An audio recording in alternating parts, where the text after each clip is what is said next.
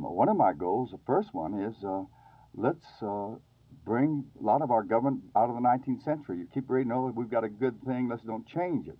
You know, this may sound good, but we're way behind in education. We're way behind in per capita income.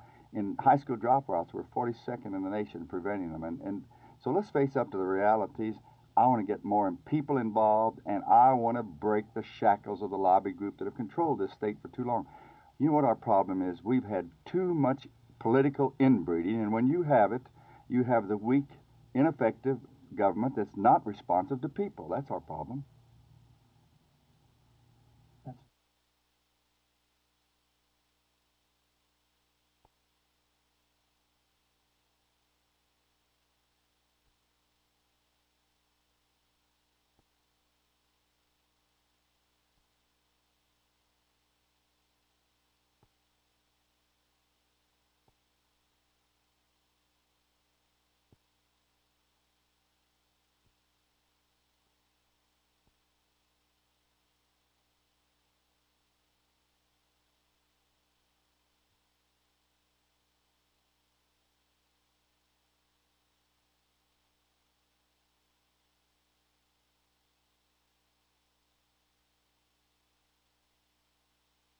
We have discussed this piece of material before. There are actually two pieces of material.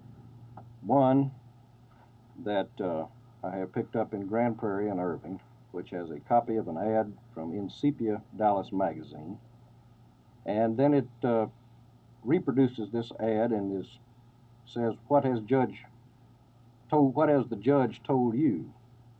And it is signed by the Committee for Truth in Government, one J.R. Hurt, chairman. A piece of material taking that flyer was received in my campaign headquarters this morning with some very scurrilous material attached to it, and it's this message that I don't care to read to you, but which was also attached to the same material sent out by Mr. Hurt. Having read this, I can say that the message is of a racial nature. Now, do you claim that the Collins campaign people have been putting this out? No, I don't. I don't know who it is. I don't know who this committee is in the first place. I don't know Mr. Hurt. I don't know who put out the second piece of material. And it certainly isn't in my favor, and it is racist. And these are the only things that I have to say about it. Mr. Collins? You know, the last day of the campaign is typical in elections, that you find all kind of wild charges. I made it a practice in this campaign to never say a word against my opponent, either in the radio, television, or on the newspaper, and to get up to the last day. But when you get charges, it's better to clear them all up. He's got one here, and I want to tell him, I noticed that the only place he received it was in his campaign headquarters. No, that's not true. Well, that was what you said. I said we also found it other places. Well, would you name some of those specifically? Because I have one of them that was received, and I have the name of the man that received it. I mean, let's go ahead and be specific. Where did you receive it? If you have one from somebody who received it, no, I don't have it. I've never received this. This one, I'll tell you where I got this. I got this over there at a television station. You brought it over and showed it to them. And I looked at it, and I said, this is obviously a photostat copy because it's never gone through the mail. Now, where did they get a live copy of this? I don't know where it came from, and I don't know where the live copy came from. But I do know it's been distributed, and I do know it's racist in nature. It is racist. But the only thing you know is one supposedly came to your campaign headquarters. Now, let me give you one.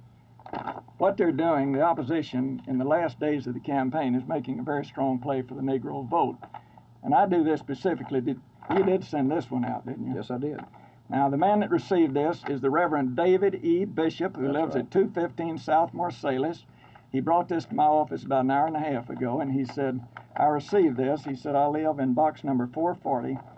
The reason I know it's racist is because the precincts that are listed down here have 1/3 or more Negroes in them, and obviously it was a control-directed mailing, and it asked for support for Judge Hughes, and it says, vote for Zan Holmes and all Democrats, and tells them where to vote.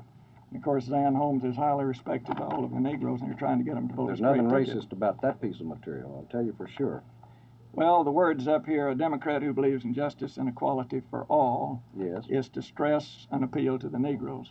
It's an appeal to the voter, all the voters. And the picture that is used here was the same picture that's used in this other one, which shows you with two of the leading Negroes in town. That's right. Zan Holmes and Dr. Conrad. That's right.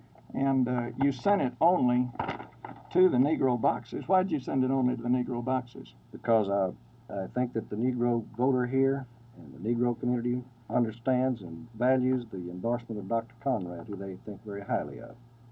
And I'm proud of that piece of material. It's all right, not racist.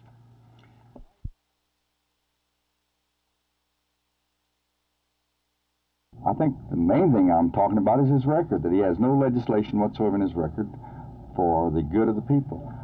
Last January, when Senator Malsey, Senator Harris, asked for an investigation in the Liquor Control Board, and you know, as the people of Dallas brought the whole mess out in the open anyway, he said it'd be a waste of money. When Governor Connolly mentioned about Ben Barnes, when Ben Barnes said we should do it in February, and again, Preston Smith said no, he refused it.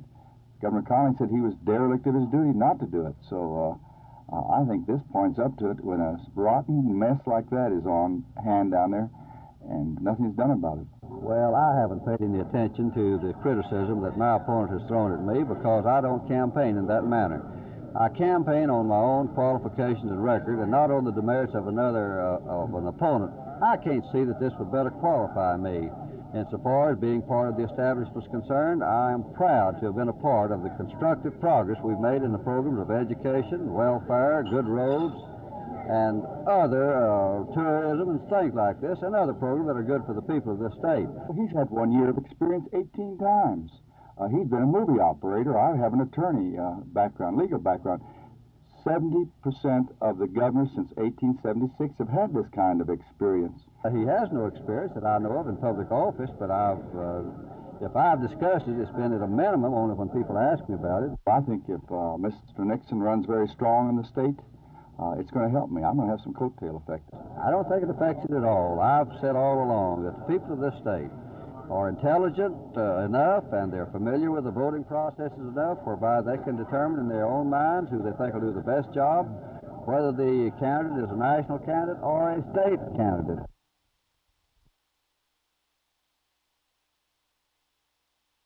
With something close to 600,000 voters descending on the polls in Dallas and Tarrant counties tomorrow, you can't blame election officials for having a little bit of the pre-election jitters. Dallas County Clerk Tom Ellis is a little more concerned than Fort Worth's Red Cowan because of the 112 precincts which are using the punch card devices for the first time. As both counties made their last-minute ballot and machine deliveries, the Dallas Republicans made an unexpected adjustment.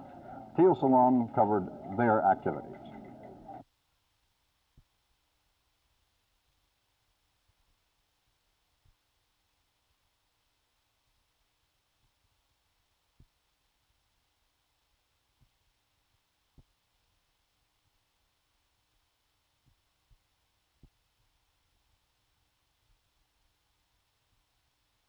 The absentee ballots, and we understand the county clerk started doing this as of 10 o'clock this morning, and the judges could pick up their absentee ballots, and of course there's no way of determining what happens to them after he picks them up, because he will have them in his sole possession overnight, presumably at his home.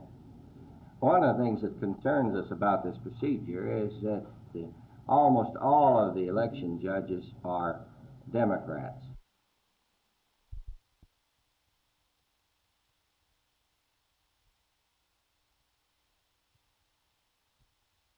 Ballots will be sealed when the election judge receives them, and when he takes them to the poll, representatives of the Republican Party will be there. He will have a certain number to account for, and they will have to be sealed at that time. I can't see much possibility that even a dishonest election official could have an opportunity to change them. And I've always felt in Dallas County that we're fortunate to have honest people working in our polling places for both parties. The code's far from perfect, and some of the punch card type machines are going to be used in some precincts. I think we'll have a case where a man might, if he were so inclined, have an opportunity to do something with the ballots between the polling place and the counting house. There you have it. That's both sides the day before the polls open at 7 a.m. in the morning. Here at the County Records Building, Carl Mayo reporting for Channel 8 News.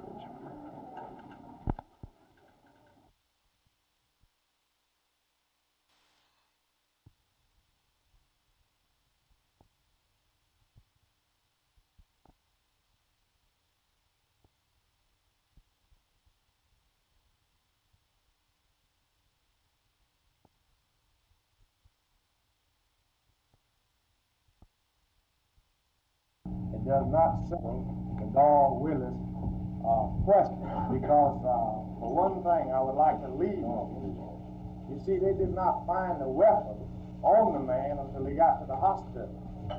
The investigation should have found the weapon on the man at the spot where he was killed.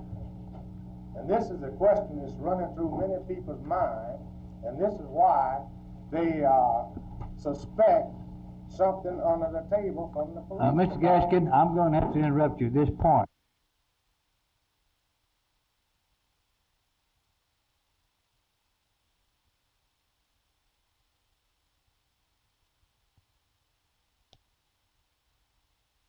Two groups, one of which, supported by the federal government, openly, specifically, and publicly accused Officer Cockrell of murder after the officer had been no bailed by the grand jury. We vigorously object to the fact that an officer had been put on public trial without just cause and has been forced to endure nothing but malicious libel per se. We would like to further inform the council that the Fort Worth Police Buddies have formally requested from federal congressional representatives a full investigation into the use of federal funds to sponsor a group which has actively and openly displayed complete disrespect for law and order.